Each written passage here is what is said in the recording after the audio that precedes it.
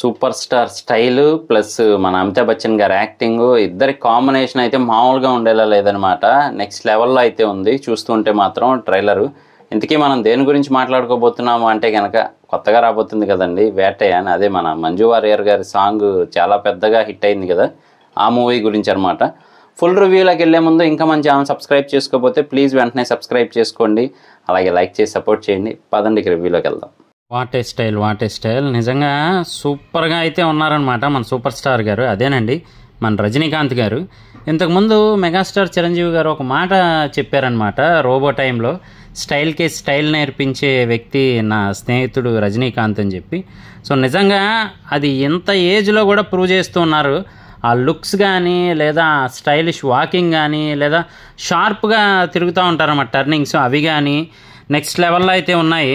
So మూవీలో మిగతా part అంతా ఒక ఎత్తు, ఓన్లీ మన సూపర్ స్టార్ రజనీకాంత్ గారి స్టైలే ఒక ఎత్తు అనే టైప్లో అయితే ఉన్నారు.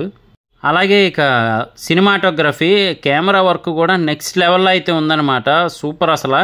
అంటే కొన్ని షార్ట్స్ ఇలా కూడా స్టైలిష్గా తీయచ్చు, సింపుల్ ఫైట్ అయినా కానీ అనే టైప్లో చూపిస్తూ ఉన్నారు. కొన్ని సీన్స్ అయితే మాత్రం అది నెక్స్ట్ లెవెల్ అసలు. కెమెరా వర్క్ అయితే చాలా బాగుంది. ఇక ఇందులో రితికా గారు, ఫహద్ ఫాజిల్ గారు, అభిరామి గారు, ఇక మన మనసులో మంజు వారియర్ గారు, వీళ్ళందరూ ఉన్నారు. కానీ ఇక్కడ హైలైట్గా అయితే మనకి ఎక్కువ క్యారెక్టర్స్ చూపిస్తున్నప్పటికీ మెయిన్ స్టోరీ తిరిగేదైతే రానా గారు, అలాగే మన అమితాబ్ బచ్చన్ గారు, ఇంకొక వైపు మన సూపర్ స్టార్ రజనీకాంత్ గారు. సో మెయిన్ వీళ్ళ చుట్టూ తిరుగుతూ ఉన్నట్టయితే తెలుస్తూ ఉందన్నమాట.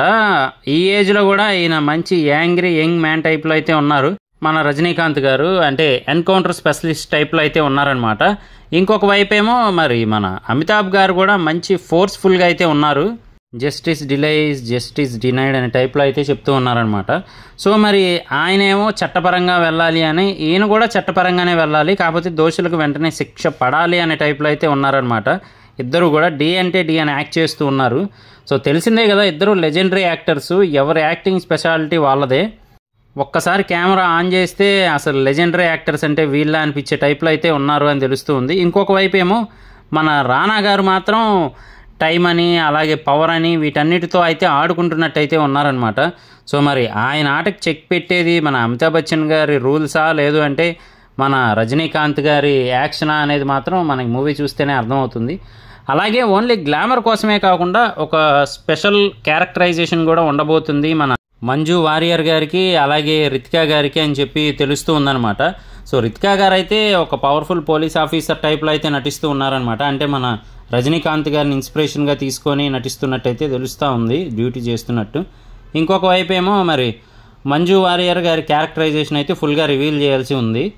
ఎప్పుడు కూడా మంచి యాక్షన్ రోల్లో ఉండే మన ఫహద్ ఫాజిల్ గారిది ఇందులో కొంచెం కామెడీ ఓరియంటెడ్ టైప్లో అయితే ఉందని తెలుస్తూ ఉంది. అంటే దొంగ టైప్లో ఉన్నారు. సో మరి డ్రోన్ సహాయంతో స్కాన్ చేసి అక్కడికి వెళ్ళి దొంగతనం చేసేలా అయితే ఉన్నారనమాట. ఇంకొక వైపు ఏమో మొన్నే రాయన్లో మన ధనుష్ గారు చెల్లెలుగా నటించారు కదా, సో ఆవిడ కూడా నటిస్తూ ఉన్నారనమాట. సో ఫహద్ ఫాజిల్ గారు మరి ఆవిడతో లవ్లో ఉన్నట్టయితే తెలుస్తూ ఉంది. ఇంకా చాలామంది క్యారెక్టర్స్ అయితే ఉన్నారు. కాకపోతే ఇక్కడ మెయిన్ స్టోరీ ఏంటంటే క్రైమ్స్ జరుగుతున్నాయి. సో ఆ క్రైమ్స్ని ఆపడానికి వీళ్ళు స్పెషల్గా ఇంట్రెస్ట్ చూపిస్తూ యాక్షన్స్ అయితే తీసుకుంటున్నారు. కానీ ఆ క్రైమ్ అనేది కంట్రోల్ అవ్వకుండా వీళ్ళ చేతుల్లోంచి జారిపోయే టైప్లో అయితే ఉందన్నమాట. అంటే యాక్షన్ తీసుకునే లోపే వీళ్ళ మీద ఒత్తిళ్ళు వస్తున్నట్టయితే తెలుస్తూ ఉంది. మరి ఒకవైపు ఏమో మన అమితాబ్ గారు చాలా సీరియస్గా ఆ కేసుని తీసుకున్నట్టున్నారు. ఇంకొక వైపు ఏమో మన రజనీకాంత్ గారు ఇవన్నీ కాదు, దోషి దొరికాడంటే శిక్ష వెంటనే వేయాలనే టైప్లో ఉన్నారు. అలాగే చాలా భారీగా తీస్తున్నారని చెప్పి తెలుస్తూ ఉందన్నమాట ప్రతిష్టాత్మకంగా. మన లైకా ప్రొడక్షన్స్ అంటే తెలిసిందే కదా, సుభాష్ కరణ్ గారు ఏ రేంజ్లో తీస్తారు ఏంటి అని చెప్పి. సో ఆయన క్యారెక్టరైజేషన్ అవన్నీ కూడా చూడటంతో పాటే ఇంకొక వైపు పెద్ద స్టార్స్ని కూడా పెట్టి తీస్తూ ఉన్నారనమాట వరుసగా అయితే మాత్రం. సో మరి బడ్జెట్కి ఏమాత్రం లోటు లేకుండా చాలా గట్టిగా పకడ్బందీగా ప్లాన్ చేసే మైక్ అన్నట్టుంది. కాకపోతే ఈ మూవీ గురించి నెగిటివ్గా కూడా స్ప్రెడ్ అవుతూ ఉందన్నమాట, అంతగా ఇదవ్వదు అనే టైప్లో. సో చూడాలి. ఏది ఏమైనప్పటికీ కూడా టీజే గ్యాన్వేల్ గారు అయితే మాత్రం భారీ తారాగణంతో తీస్తున్నారని తెలుస్తూ ఉంది. ఇంకొక వైపు మన అనిరుద్ధ్ గారి మ్యూజిక్ అంటే తెలిసిందే కదండి, జైలర్కి కానీ మొన్న వచ్చిన దేవరాకి కానీ మ్యూజిక్తోనే ప్రాణం పోయొచ్చు అనే టైప్లో నెక్స్ట్ లెవెల్లో చూపిస్తూ ఉన్నారనమాట. అంటే ఓన్లీ బేస్ ఒకటి ఇచ్చేసి కొట్టేస్తే కాదు అని చెప్పి చాలా అసలు ఒక విధంగా చెప్పాలంటే జైలర్ హిట్ అయింది అంటే అందులో మ్యాక్సిమం పార్ట్ అంతా కూడా మన అనిరుద్ధ్ గారికి వెళ్ళేలా అయితే ఉంటుందన్నమాట. ఆల్రెడీ మన రజనీకాంత్ గారు కూడా చెప్పింది అదే అనమాట. సో అలాంటి మ్యూజిషియన్ మళ్ళీ ఇంకొకసారి మన రజనీకాంత్ గారికి మ్యూజిక్ ఇస్తున్నారు, అలాగే ఇంతమంది తారాగణంతో ఉన్నారు అంటే మాత్రం నెక్స్ట్ లెవెల్లో ఉండబోతుంది మూవీ అని అయితే ఎక్స్పెక్టేషన్స్ ఉన్నాయి. సో చూద్దాము. ప్రస్తుతానికి రిలీజ్ అయింది ట్రైలరే కాబట్టి ఫుల్ డీటెయిల్స్ అయితే మనకి తెలియదు అనమాట. అలాగే కొన్ని డీటెయిల్స్ గమనిస్తే కనుక ట్రైలర్లో మనకి ఆడవాళ్ళకి భద్రత లేదు, పోరంబోకులకు మాత్రం భద్రత ఎక్కువగా ఉంది అనే టైప్లో అయితే చెప్తా ఉన్నారు. సో మరి అసలు అక్కడ జరిగిన క్రైమ్ ఏంటి, ఎందుకు అని చెప్పి అయితే మనం వెయిట్ చేసి చూడాల్సిందే. కాకపోతే ఇందులో రానా గారి క్యారెక్టర్ మాత్రం మెయిన్ హైలైట్ అయ్యే ఛాన్స్ అయితే ఉందన్నమాట. ఇంకొక వైపు మన రావు రమేష్ గారు కానీ ఇంకా చాలామంది అయితే ఉన్నారు.